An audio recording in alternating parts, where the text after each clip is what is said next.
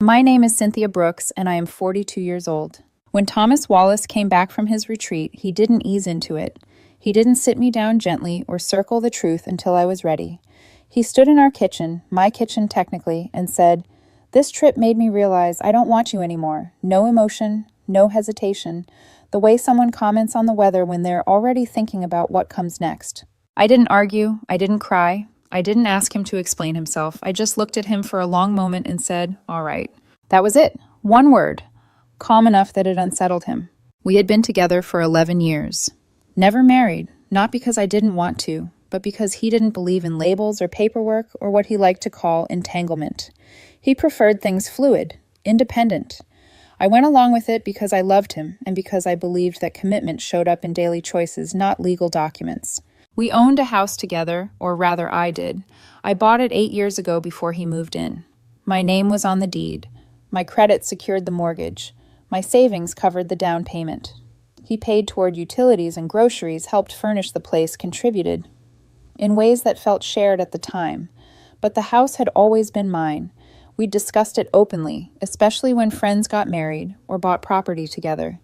He liked the arrangement, said it made things simpler if life ever went sideways. Life went sideways 3 weeks ago when Thomas left for a 10-day mindfulness retreat in another state. Yoga, journaling, silence, a group he'd met through his wellness center. I didn't think much of it. He'd been talking for months about needing space to reconnect with himself. Work had been brutal for both of us. I run a consulting firm. He manages a wellness center. We'd been exhausted orbiting each other more than meeting. I picked him up from the airport on a Tuesday night. He stared out the window the entire drive home. When I asked how the retreat was, he said it was transformative. When I asked what that meant, he didn't answer. I made dinner. Pasta, salad, nothing fancy. He barely touched it, kept checking his phone like he was waiting for permission to say something. Finally, he looked up and said, "I need to talk to you." I put my fork down. I already knew. This trip made me realize I don't want you anymore. No build-up, no apology, just a statement of fact delivered like a conclusion he'd already processed alone. I sat there for a moment, then nodded. "All right." He frowned. "That's it." "What do you want me to say?" I asked. "You've made a decision." "I thought you'd be more upset." "I'm upset," I said evenly. "I'm just not going to perform it for you." That's when I saw it, the flicker of disappointment, like he'd wanted tears, or anger, or chaos. Something he could point to later and say, "See, that's why I had to leave." "I'll start looking for a place," he said. "I just need a few weeks to figure things out." "Take your time," I replied. "I'm not kicking you out tomorrow." He studied me. "You're being very calm about this." "What's the alternative?" I asked. "Screaming. Throwing things." "We're adults. This is ending. Let's handle it like adults." He went upstairs. A few minutes later, I heard him on the phone, voice low and animated. I cleaned up dinner, loaded the dishwasher, sent a few emails I couldn't focus on, and eventually went to bed alone. I stared at the ceiling until nearly 3 in the morning, wondering when exactly he'd decided our life together was expendable. The next morning, he was already up, laptop open at the kitchen table, scrolling through apartment listings. "Morning," I said. "Morning." I poured 2 cups of coffee out of habit and slid one toward him. He took it without looking at me. "I found a few places," he said. "Going to schedule some viewings." "Okay." "Most of them want first month last month and a security deposit," he added. "It's going to be tight until my next paycheck." I didn't respond, just sipped my coffee. "I might need to borrow some money," he continued. "Just for the deposits. I'll pay you back." How much, I asked. "Maybe 5,000. I laughed before I could stop myself. "You're breaking up with me and asking me for $5,000 in the same conversation." "It's a loan," he snapped. "I just said I'd pay you back." "No," I said calmly. "You'll figure it out yourself." "That's petty." "That's reality," I replied. "You don't want me anymore. Part of that is not having access to my money." He slammed his laptop shut. "I've contributed to this household for years." "You've paid utilities and groceries," I said. "I've paid the mortgage, the taxes, the insurance, and every major repair. Don't rewrite history now." He stood, grabbed his coffee, and went back upstairs. The guest room door slammed hard enough to shake the frame. That afternoon, I called my lawyer. And that was when I realized this wasn't over. It was just beginning. By the next afternoon, the house had developed a strange rhythm. We moved around each other like strangers who shared a schedule but not a life. Doors closed softly. Footsteps paused to avoid crossing paths. Every sound felt amplified, as if the walls themselves were listening, keeping score. Thomas knocked on my office door around 2 in the afternoon. A polite knock. Careful. The kind of knock people use when they already know the answer might not go their way. "Can we talk?" he asked. "Sure," I said, swiveling my chair away from my screen. He stepped inside and closed the door behind him, then sat across from me. He looked composed, but I recognized the tension in his jaw. This wasn't about emotions. This was logistics. When feelings fail, logistics always follow. "I've been thinking about the practical stuff," he began. "The apartments I'm looking at all require proof of income references, credit checks, standard things." "Okay." "The issue is, my credit isn't great. I had some problems a few years ago with a credit card. It's mostly resolved, but my score hasn't fully recovered." I leaned back slightly. I could already see where this was headed, and the fact that he was easing into it only confirmed it. "And most landlords," he continued, "want a cosigner if your credit is below a certain threshold." "No," I said before he could finish. He blinked. "I haven't even asked yet." "You're about to ask me to cosign your lease," I replied. "The answer is no." "I need help, Cynthia," he said, his voice tightening. "I can't get approved without one." "Then find someone else, a family member, a friend. My parents are retired. They don't qualify. My friends either don't make enough or won't do it." "Then find a different apartment," I said. "Find a roommate situation. Something that doesn't require a cosigner. Those options are either unsafe or too far from my work." "Then there's still options," I replied. "They're just not the ones you want." He stared at me incredulous. "You're really going to make this difficult?" "I'm not making anything difficult," I said calmly. "You decided to leave. You decided you don't want me anymore. Those were your words. You don't get to leave and expect me to remain responsible for your housing. I thought we could be adults about this." "We are being adults," I said. "Adults understand that decisions have consequences." He stood abruptly and left the office. For the next hour, I heard him making phone calls. His parents, his sister, friends. Each call ended with the same sharp exhale of frustration, his voice rising just enough for me to catch fragments, impossible, unfair. I don't know what else to do. Later that evening, he came back into my office, shoulders slumped. "I talked to my parents," he said. "They can help with deposit money, but they can't cosign. Their accountant advised against it." "Okay," I said. "That's all you have to say." "What would you like me to say?" I asked. "I already told you I'm not cosigning." "I need to move out," he said. "I can't stay here indefinitely." "I didn't say you could," I replied. "I said take your time." "That doesn't mean months. It means a reasonable amount of time." "How long is reasonable?" "End of the month," I said. 3 weeks. His face fell. "That's not enough time." "It's plenty of time," I said evenly, "if you're actually looking at realistic options." "And what if I can't find a place by then?" "Then you'll need a backup plan," I said. "A hotel, a friend's couch, storage for your things, whatever it takes." "You're being cruel." "I'm being practical." "You don't have to do this," he said. "You're choosing to." "No," I replied. "You ended this relationship. You don't get to dictate how I handle my property afterward." He turned away, jaw clenched, and left the room without another word. That night, I sat alone at the kitchen table long after the house had gone quiet. I wasn't angry. I wasn't even hurt in the way people expect. What I felt was something colder, clearer. He hadn't asked for love back. He hadn't asked to fix us. He'd asked for access. And that told me everything I needed to know. A week passed, and the house began to feel like a waiting room, quiet, tense, suspended between what had been and what was coming. Thomas toured apartment after apartment. I stopped keeping track after the 10th listing he mentioned over dinner we no longer shared. Every place fell apart the same way. Income thresholds he didn't meet, credit checks that stalled the process, cosigners required. Each rejection chipped away at the confidence he'd carried back from that retreat, the confidence that had fueled his certainty when he told me he didn't want me anymore. He started coming home later. I didn't ask where he'd been. I didn't need to.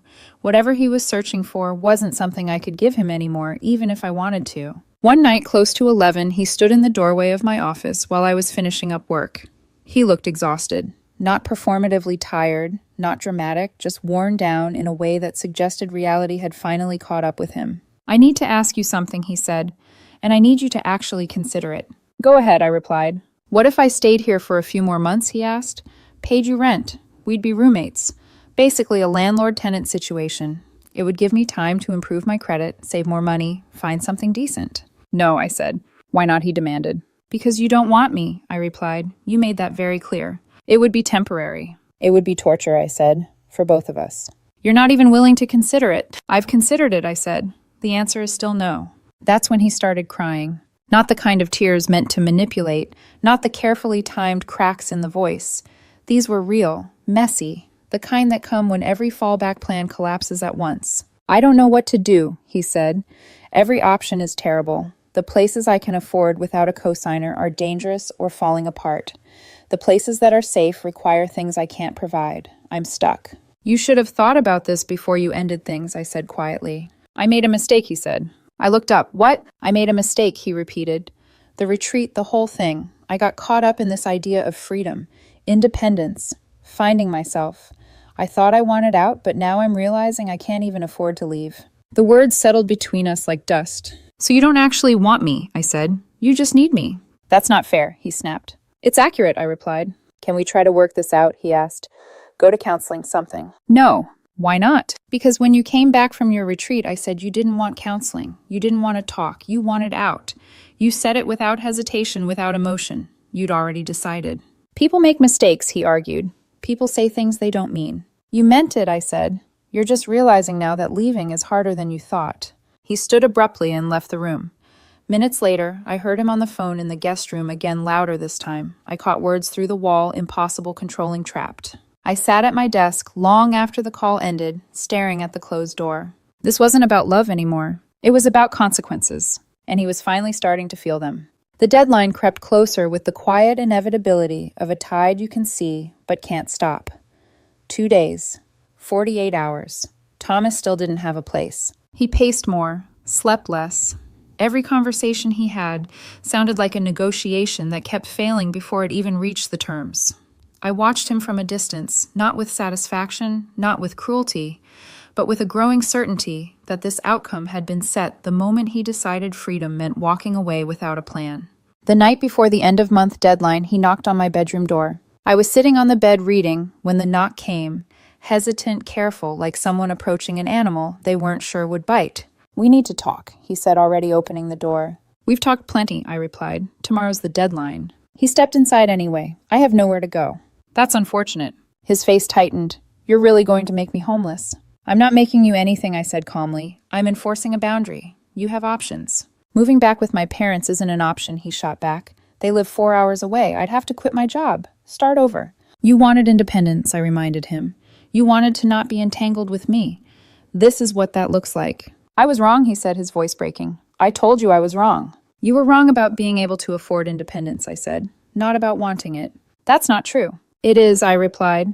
"You don't want me back. You want your comfortable life back. The house, the stability, the safety net." "That's a horrible thing to say." "It's an honest one," I said. "Something you avoided on that retreat." He sat on the edge of the bed, hands clasped together like he was praying to a god that had already turned away. "What if I signed something?" he asked suddenly. "A lease agreement, market rate rent, a legal landlord-tenant relationship, everything official." "No." "Why not?" His voice cracked. "You'd be getting income from a room that would otherwise sit empty." "Because I don't want you here," I said quietly. "You don't want me. I don't want to live with someone who looked me in the eye and said they didn't want me anymore." "You're punishing me." "I'm protecting myself." He stood, breathing hard, anger and panic colliding in his expression. "Fine. I'll take the apartment I looked at last week, the one in the sketchy neighborhood, the one with broken locks and mold. At least I'll be out of your hair." "Don't try to guilt me," I said. "You have other options. You're choosing not to take them. Moving 4 hours away is a complete life reset." "Then maybe," I said evenly, "you should have thought about that before you came back from your retreat and decided to blow up our life together." He stormed out of the room and slammed the door. Moments later, I heard drawers opening, zippers scraping, the sound of someone packing, not with intention, but with desperation. I lay back against the headboard and stared at the ceiling. Regret had finally arrived. It just came too late to matter. Morning came without ceremony. No dramatic confrontation, no final argument. Just the quiet understanding that the line I had drawn was about to be crossed, one way or another. Thomas was already awake when I came downstairs. Boxes were stacked near the front door, half filled, careless, like he still hadn't fully accepted that this was actually happening. His car was backed into the driveway trunk, open, waiting. We moved around each other in silence at first. I poured coffee. He taped a box shut. The house felt hollow, stripped of its old rhythm, as if it had already adjusted to his absence before he had. Around mid-morning, he finally spoke. "My parents are coming this afternoon," he said. "They'll help me load the rest. I'll drive back with them tonight. I nodded. Okay. That's it, he asked, a trace of disbelief creeping back into his voice. What else is there to say? He set the tape gun down harder than necessary. I really didn't think you'd go through with this. That's the problem, I replied. You didn't think. His parents arrived just after noon. Polite, awkward.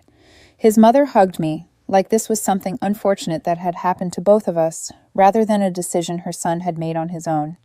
His father avoided my eyes, focused on carrying boxes, as if manual labor might excuse the silence. I helped carry things out, not because I owed him anything, but because this house and the life I'd built inside it didn't need bitterness embedded in the walls. We spoke only when necessary. Measurements, storage questions, logistics stripped of emotion. When the last box was loaded, Thomas stood by his car keys in hand. This isn't how I wanted this to go, he said. I studied him for a moment. How did you want it to go? He hesitated. I don't know. Just not like this. You wanted to leave without consequences, I said quietly. That's not how life works. He nodded, eyes downcast. I know that now. Do you? I asked. He didn't answer. He got into his car, closed the door, and drove away. I watched until he turned the corner, then went back inside and closed the door behind me. The house was silent. Not empty, just honest. Stop. Part 6. Aftermath. In the weeks that followed, the silence settled into something livable. I walked through the rooms, noticing what was gone, the empty shelf in the bathroom, the cleared closet space, the missing photos from the hallway, and what remained. Stability, ownership, peace. A few weeks later, I received an email from Thomas. He'd settled in at his parents' house, found a remote position doing wellness coaching. Said he finally understood why I hadn't helped him. Said he needed to face the full weight of his decision. Said he hoped one day we could talk without anger. I didn't respond. A month after that, his sister reached out, told me he was struggling, depressed, regretful, asked if I'd be willing to talk to him. When I said no, she called me heartless. I blocked her number. 2 months later, I started dating someone new, a man I met through a friend. He had his own home, his own career, his own stability. He didn't need me to function, but he chose to be with me anyway. Thomas found out through mutual friends. He sent a long text about how quickly I'd moved on, how callous I was, how he'd wasted 11 years on someone who could replace him so easily. I blocked him too. Here's the truth about that night when he came back from his retreat and told me he didn't want me anymore. He meant it. In that moment, he believed he wanted freedom, independence, detachment. What he didn't understand was that he'd built his life on my foundation, that not wanting me meant not having access to everything that came with me. And when he finally realized that when the safety net disappeared, he expected me to save him, I chose not to. People called it cruel, called it revenge, called it heartless. I call it self-respect. I'm 42 years old. I own my house. I have my career. I have my dignity. And I have someone in my life now who sees my value and doesn't take it for granted. Thomas got exactly what he asked for. Complete independence.